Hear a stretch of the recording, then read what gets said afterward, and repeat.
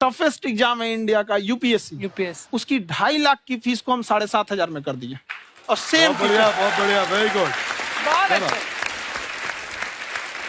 और इंडिया के सबसे बेस्ट टीचर के साथ जो भी हैं वो अपने सब्जेक्ट में उससे बेस्ट इंडिया में कोई नहीं। और इतना के बावजूद ऐसे हम लोग को लगता होगा 7,500 बहुत कम है।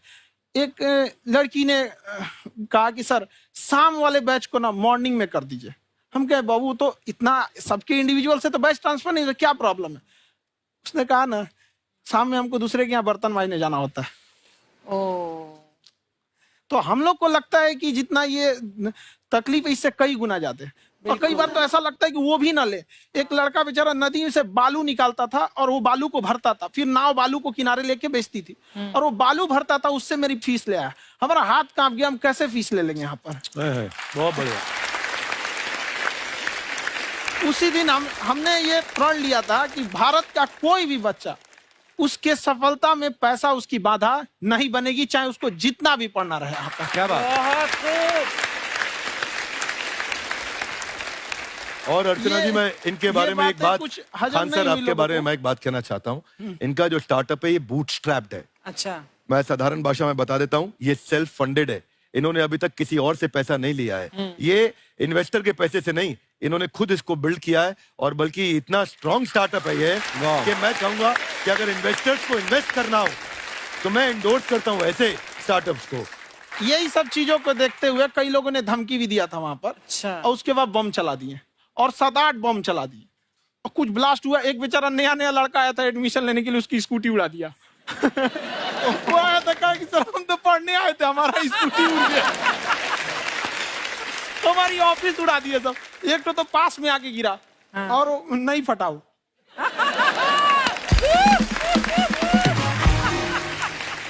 बाद में बहुत सारे लोग धमकियां दिए, लेकिन कहते हैं ना सूरज कितना भी तेज चमक ले समंदर नहीं सुखा सकता। वाह वाह वाह, क्या बात है।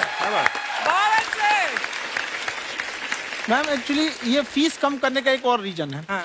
2.5 लाख 3 लाख की जो फीस में सब लोग पढ़ाई अफोर्ड नहीं कर पाते। इसलिए वो कुछ ही लोग अफोर्ड कर पाते हैं, तो उनका मेंटल लेवल तो बहुत ऊपर चला जाता है। लेकिन एक पूरे देश का मेंटल लेवल थोड़ा सा स्टेबल नहीं हो पाता। तो जब फीस कम रहेगी तो हर वो लड़का तैयारी करने के लिए आगे आएगा जिसका सपना है देश के लिए कुछ करने का। सीटें लिमिटेड हैं, उन्हें को मिलेगी, लेकिन जिन्हें नहीं मिलेगी उसे मिलेगा देश का एक जिम्मेदार नागरिक। तो इस देश को बदलना। क्या बात है।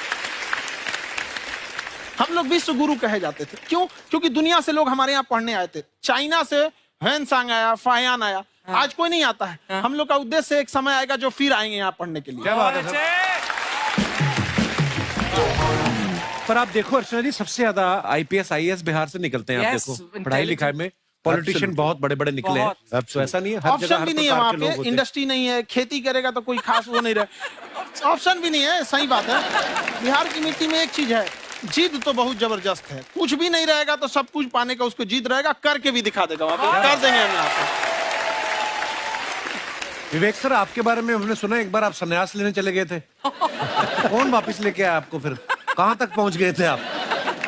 नहीं, मैं एमबीए की पढ़ाई के बाद मैं ये सोचा था कि अपना जीवन भगवान की सेवा में समर्पित कर दूं। अच्छा जी। बहुत साल मैं वृंदावन में रहा था और गुरुकुल में रहा था। अच्छा। और वहाँ सेवा करना, बहुत अच्छी शिक्षा मिली। मैं बोलता हूँ मेरी असली एमबीए वही थी, मोस्ट ब्यूटीफुल एसोसिएशन। वाह। और मैं वहाँ भगवत गीता पढ़ी, जहाँ मुझे गीता से लगाव हुआ। तो मेरे गुरुजी का आदेश था कि आप भगवत गीता को बिजनेस मैनेजमेंट के साथ जोड़ के देश दुनिया में बताओ। मेरे को लगा बड़ा मुश्किल काम है। मैंने बाद में देखा कि डॉक्टर स्टीफन कॉवी, जिनकी किताब है 7 habits of highly effective people, आप सबने पढ़ी होगी। उन्होंने बोला मैंने 7 हैबिट भगवत गीता से लिए। और हमारे देश के लोग ऐसे हैं जो मेरी किताब पढ़ते हैं, जो कि 3.5 मिलियन कॉपीज बिक चुकी हैं, और भारत में भगवत गीता नहीं पढ़ते। तो मुझे लगा कि मैं गीता विद मैनेजमेंट के ऊपर आकर के बातचीत करूं। मुझे लगा बहुत कठिन होगा, पर मेरे गुरुजी का आदेश था कि कठिनाई आपको तभी तक दिखेगी जब कठिनाई को देखोगे। तो एक छोटा उन्होंने मुझे बताया, पूछा कि इस कमरे में लाल रंग कितनी जगह है, देखो आप भी एक बार जरा देख के बताओ। तो 7-8 जगह लाल रंग दिख रहा है यहाँ पे आपको। 1 ये 2 वो लाल रंग टी शर्ट पे, 3 4 5 ये लाल हो गया, 6 उधर लाल हो गया, 7 एप्पल लाल, बिल्कुल ठीक 7। पर जब आप लाल रंग ढूंढ रहे थे तो क्या आपको हरा रंग दिख रहा था? Yes no? नहीं। जब आप लाल रंग ढूंढ रहे थे तो क्या आपको काला रंग दिख रहा था? Yes no? नहीं। नो। जिंदगी भी ऐसी है, जो क्या बात? ढूंढोगे वही मिलेगा, बाकी कुछ नहीं मिलेगा।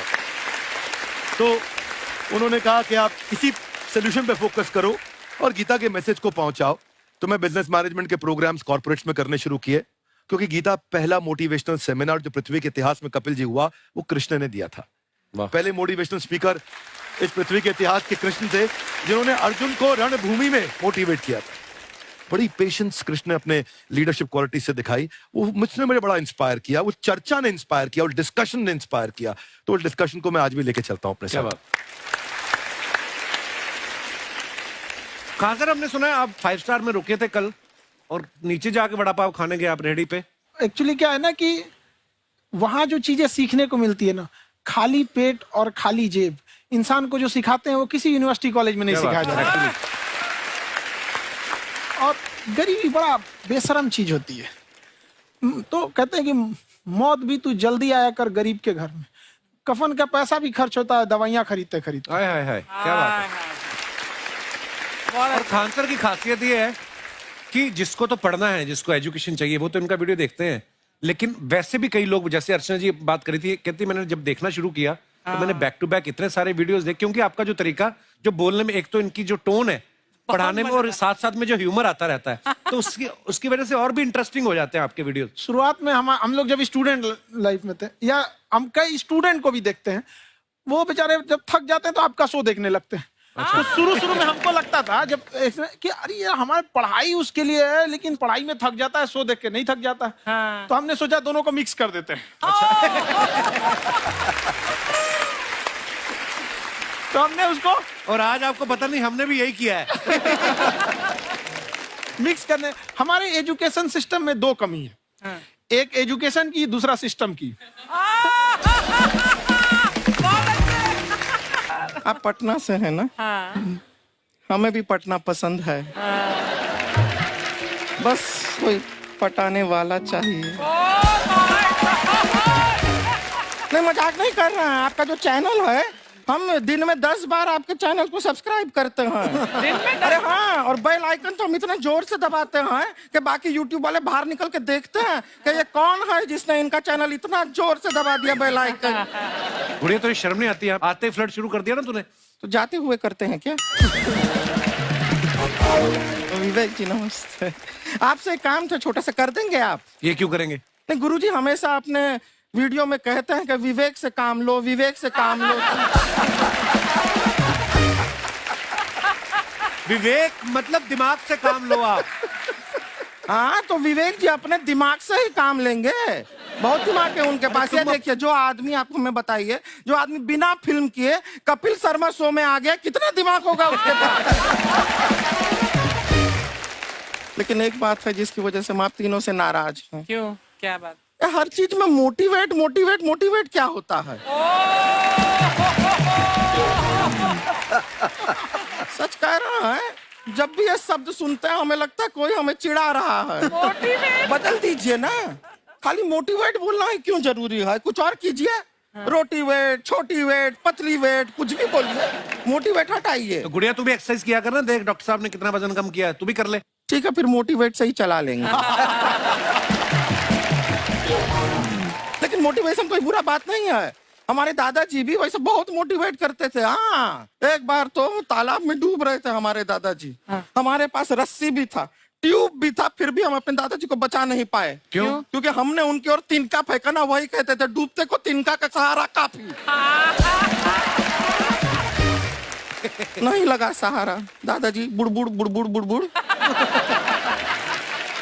गुड़िया, तू क्या करने आई इधर? अरे हाँ, हम क्या करने आए हैं एक पूछना था सर। खान सर, ये जो हमारा एक चाचा का लड़का है, उसको क्या है, थोड़ा पढ़ाई में प्रॉब्लम हो रहा है। तो 12वीं का पढ़ाई आप उसको अच्छी तरह करवा के 12वीं पास करवा देंगे आप? करवा देंगे, वेरी गुड, बात कर लेते हैं। हाँ, राम सरोवर, देखो हमारा बात हो गया है। ये 10वीं जो तुमसे नहीं दिया जा रहा है वो नहीं देना है।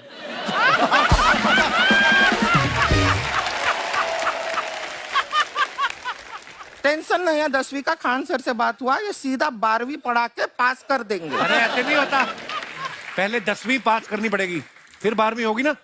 ऐसा कोई जरूरी नहीं है ये सीक्वेंस। हमारे मौसा जी थे, उनसे ना 10वीं हुई ना 12वीं हुई, अभी 3 दिन पहले सीधा उनकी 13वीं हुई।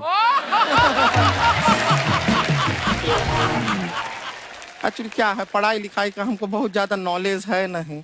गांव में पढ़े हैं ना सर, स्कूल कहाँ होते थे अर्चना जी, गांव में स्कूल नहीं था, पेड़ के नीचे पढ़ते थे हम।